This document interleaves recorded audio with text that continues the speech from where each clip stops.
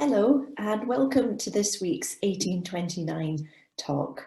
You're very welcome. I am Professor Annie Tindley and it's my honour to be one of the trustees of the Natural History Society of Northumbria and to be introducing these 1829 series of talks to you.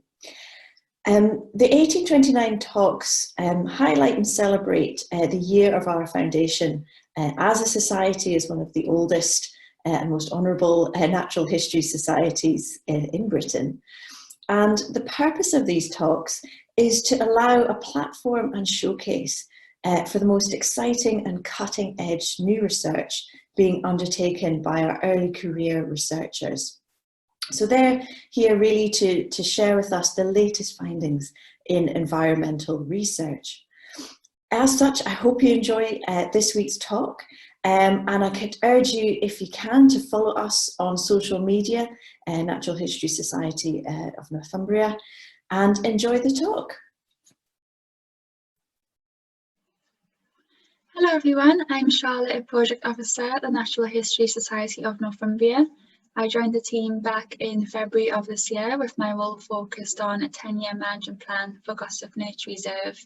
So this talk to you this evening is going to outline some of the key areas of the management plan and some of the exciting projects ahead for the reserve over the next 10 years. So for those who don't know of Gosforth Nature Reserve or haven't visited before, the reserve has been managed by the Society since 1929 and is one of the oldest nature reserves in North East England. It is found on the northern edge of Newcastle in Gosforth Park and is a 61-hectare area. As you can see from the aerial there are quite a diversity of habitats within the reserve, and these include woodland, wetland, 2 meadow areas, a number of ponds, and also remnants of lowland heath as well. It is hugely important for a diversity of wildlife, including species that are more specialist in their ecology and species that are locally and nationally uncommon as well. The whole area is designated as a local wildlife site in recognition of its wildlife value. And the southern area of the reserve is also designated as a site of special scientific interest, and that's for its notable reed bed and lake habitat that you can see in the aerial there, and also for the dead wood invertebrates that can be found in the surrounding woodland. So to provide a bit more insight into the reserve, I thought I would outline some of the key wildlife and volunteering highlights this year so far. Earlier in the year, an area of felled plantation was replanted with a native mix of trees and shrubs by volunteer work parties, and this is part of the programme to increase the overall diversity of the reserve's woodland. In terms of birds, barn owls have bred for the first time in 40 years, which is fantastic. And the breeding female actually came from Cambridgeshire, which is quite a remarkable distance from Newcastle. And as of a couple of weeks ago, a wintering bittern has also arrived at the wetland, which is fantastic. Once again, this species is using the wetland as its winter quarters. And over summer, botanists have been busy recording plant species at the reserve to really find out more about the plant diversity that can be found here. And a butterfly species of both local and national conservation concern, the dingy skipper, has also been sighted by volunteers this year after its first sighting in 2019. So a really positive sign that this species is establishing at the reserve. And this is believed to be in response to the development of the meadow areas in more recent years, which has led to the increased availability of its larval food plant, which is Gosforth trefoil. And the volunteer ranger team has been growing in number this year, which is absolutely fantastic. And a welcome hut has also recently been put in place for volunteer rangers and to welcome visitors on site. So the overall vision for Gosforth Nature Reserve is for its potential for both biodiversity and for people to be maximised. And central to this vision and the 10-year management plan are the following 4 key areas. Firstly, that wildlife is protected and conserved and celebrated for greater understanding and awareness. And for the welcome, learning and visitor opportunities are improved at the reserve. And to really focus the reserve as a field station to really inspire and engage the community to experience and study the natural world, and also to look beyond the reserve boundaries and engage with and work with the surrounding areas to really promote and protect local biodiversity and the local wildlife corridor. So the approach to the management plan has been very holistic. It's involved a great range of people with expertise, knowledge, reserve knowledge, and several surveys have also been carried out as well. So a huge thank you to everyone who has been involved, because this has really helped to shape this management plan. As I've mentioned, it is a 10-year management plan focused both on wildlife and people. And there are objectives in this management plan to work towards throughout this 10-year period, each with management priorities and activities to really help to achieve these objectives. And there's also a volunteer work programme as well. Each year, the management plan will be reviewed by the Reserve Management Committee, who will assess progress made and adapt or amend the plans if necessary. So it's also really important that this management plan was a workable document as well. So to get into the ecological management side of the management plan, starting with the woodland. So the woodland is a key habitat at the reserve. It actually makes up 80% of the total reserve area, so it really is a key habitat. It is predominantly a mixed woodland, with the dominant tree species being birch and oak, and the oldest trees are around 200 years old. There are also 2 areas of plantation, so we have Scots pine in the southwest of the reserve and also a spruce plantation in the northern section of the reserve. The woodland is hugely important for a diversity of bird life, as well as for several species of mammal and for the deadwood invertebrates that form part of the SSSI status. And the woodland is also home to a population of broadleaf helleborine orchids as well. And set out in the management plan is to really diversify the woodland in age, structure and species. So this will involve increasing the understory and ground flora of the woodland, and also by opening up the canopy and by removing selected non-native tree species to really benefit the native tree species of the woodland and to really benefit the development and establishment of understory and ground flora. As I've mentioned, the reserve's woodland is vital in supporting the deadwood invertebrates that form part of the SSSI status, and it really is important that we do maintain this high quality habitat for them. So that means maintaining all deadwood on site and ensuring that there is a high abundance of deadwood, but also ensuring that there is a continuous supply of deadwood to support future generations of these invertebrates. So that's where the age extent of the woodland also becomes really important as well. Throughout the 10-year plan, there will also be 3 areas of new diverse mixed woodland created, and that will involve clearing selected areas of plantation to then be replanted with a diverse mix of native trees and shrubs by volunteer work parties. Also excitingly is the plan to establish a woodland meadow along the southern boundary of the reserve. So this will involve opening up an area of non-native tree species to really encourage the development and establishment of a woodland meadow. In the more shaded areas, native woodland bulbs will also be planted, following on from the success of the pilot last year. So this will be hugely important for a diversity of insects who depend upon nectar and pollen as adults, and will also really benefit some species of the deadwood invertebrates as well, as some species do feed on nectar and pollen as adults. Another really exciting aspect of this woodland meadow is that it will also be in a much more accessible area. So the current meadow areas are quite far back in the reserve, and this woodland meadow will be in a lot more accessible area to enable a greater number of people to really enjoy and experience the wildlife that can be found here. Another key habitat is the wetland. So the reed bed and lake together form part of the SSSI status, And the reed bed is actually one of the largest reed beds in Northumberland. Surrounding the reed bed is wet woodland, so willow and birch carr, and this wet woodland is hugely important in supporting more specialist species. So the reed bed and lake are hugely important in supporting a diversity of wetland bird species, including resident and breeding birds and wintering populations, as well as otter, watervole and other mammal species really depend upon this habitat as well. The surrounding wet woodland is essential in supporting more specialist species, including willow tit, sphagnum bog mosses, and also the rare coral root orchid.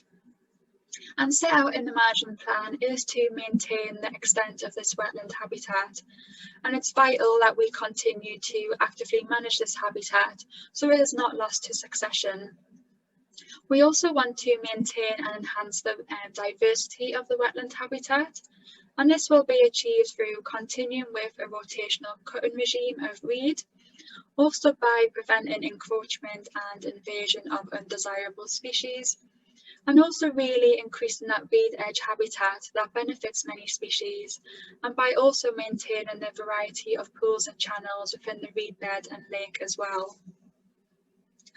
As I've mentioned, the surrounding wet woodland is hugely important for the rare coral root orchid. So the reserve contains one of the largest woodland populations of this species in England, and it is a very particular orchid. So it depends on a relationship with fungus found on the roots of birch trees. So if you walk through the wet woodland, you will find this species growing around the base of birch trees. In more recent years, this species has been declining in number, and this is believed to be due to a combination of factors linked to changing water levels. So this area of woodland has become a lot wetter in more recent years, and it has led to tree dieback, including birch, and is believed to be having a knock-on impact on the coral root orchids. So it's really important that we implement a water management strategy to really help safeguard this orchid and restore it to its former numbers. And alongside this, also to continue monitoring this species, to continue monitoring its population numbers, and to also find out more about its full extent in the wet woodland as well. Linked to this is mitigating the issues associated with the Whitecraft Burn. So the Whitecraft Burn is a stream that runs through the reserve from the north, and in more recent years it has been a source of flash flooding due to more extreme weather events, as well as incoming silt and litter. So it's really important that in order to protect the species and habitats at the reserve, to work with key partners and knowledgeable bodies to really implement a water management strategy to slow down this flash flooding and to trap incoming silt and litter as well. Alongside this, we are going to establish a water quality monitoring scheme to really find out more about what negative indicators or pollutants could be entering the reserve via the Whitecraft Burn as well. So the two existing meadow areas are real invertebrate hotspots. Around 19 species of butterfly have been observed using the meadows, as well as a diversity of other pollinating insects, including bees, beetles, dayfly and moths, and various species of hoverfly as well. The meadow areas are also really important for the diversity of wildflower species, including devil's bit scabious, northern marsh orchid, and common spotted orchid. So it's really important that we manage the meadows with both pollinators and plants in mind. And this will be achieved through continuing with an appropriate cutting regime that will benefit both the plants and the pollinators, and also leaving some sections uncut to provide overwintering habitat for invertebrates as well. Throughout the 10-year period, we also want to increase the area of meadow habitat. So this will be where the Woodland Meadow will help to achieve this, and also by maintaining more early cut sections of reed bed to really provide more flower-rich habitat within the wetland. Also central to the management plan is providing a great experience for visitors, and we really do want to increase the visit opportunities for all, and improving accessibility is key to this. We are going to establish a new welcome area for visitors to provide a much more welcoming experience. This will involve a new reserve entrance with a boardwalk, as well as the welcome hut and an indoor learning space, which I'll talk about in a minute. Also in the works is for a new wetland view and hide. So this will replace an older and smaller hide at the reserve, which will be relocated elsewhere on the reserve. And this wetland view and hide will be larger, and the path up to this hide will be a lot more accessible, to really enable a greater number of people to enjoy and experience the wetland wildlife. And we also really want to increase the volunteer and staff presence at the reserve to really provide a more welcoming and inspirational experience for visitors. Gosforth Nature Reserve is a huge educational resource to really experience and study the natural world, and we really do want to increase the learning visits for the community, and providing an indoor learning space is key to this. The indoor learning space will enable a greater number of younger educational groups to visit, as well as providing a base for natural history events and courses at the reserve, as well as providing a venue for volunteer training and development sessions as well. Throughout the 10-year management plan, we also want to continue links with local universities to continue carrying out student research projects at the reserve. We already have a fantastic range of student projects each year, and we really want to continue with these, and also develop more longer-term research projects that will help to assess trends and provide longer-term data sets as well. Volunteers are really at the absolute heart of the conservation and monitoring of the reserve, and we really want to improve the training and development opportunities for volunteers in both practical conservation work and species monitoring, and also in the roles of volunteer rangering and as education ranger. And really try to implement an all year round presence of volunteers at the reserve and an all year round presence of volunteering opportunities.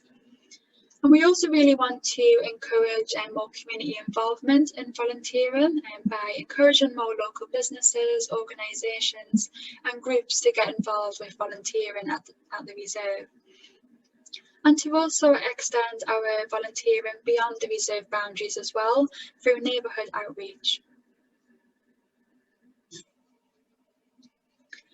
Also key in the management plan is species monitoring. So species monitoring enables us to assess how species are responding to habitat management and also learn more about how species are using the reserve. We already have a fantastic range of monitoring schemes that are led by volunteers. Many have been running for a great number of years and feed into local and national monitoring and conservation efforts. And we really want to continue with these monitoring schemes and encourage more volunteer involvement as well. However, there are gaps still in our knowledge of certain wildlife groups, and in the 10-year management plan, we have established 5 priority groups to look at more closely and survey.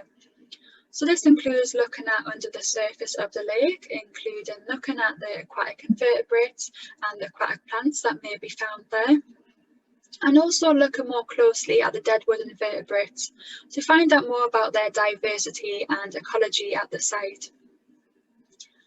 We also really want to increase the confidence and skills of visitors to share and record their sightings and to really recognise their role as citizen scientists and in helping us to understand more about the species at the reserve and the behaviour of species at the reserve. So now looking at beyond the reserve boundaries. Gosforth Nature Reserve sits within a network of opportunities for engagement and collaboration with the surrounding area to really promote and protect local biodiversity and really inspire local action for wildlife and connection with nature.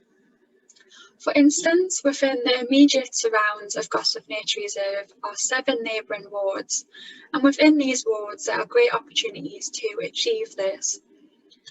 In fact, 50% of the area is actually within adopted wildlife corridors, so really providing the opportunity for the surrounding areas to connect with and enhance the wildlife corridor. Within these wards are also key residential areas where we can work with local residents and engage with local residents to provide neighbourhood outreach and develop local citizen science projects for local residents to get involved. So there really is great opportunity to promote and protect local biodiversity beyond the reserve boundaries, into the surrounding wards and beyond as well. So thank you everyone for listening. I hope that gave you a good outline of the vision for the Nature Reserve over the next 10 years and some of the exciting projects ahead. I would just like to say a big special thanks to everyone who has been involved in the development of the management plan and to everyone who is ensuring a positive future for this very special reserve. So thank you very much for listening, and I hope you enjoy the rest of this evening's talks.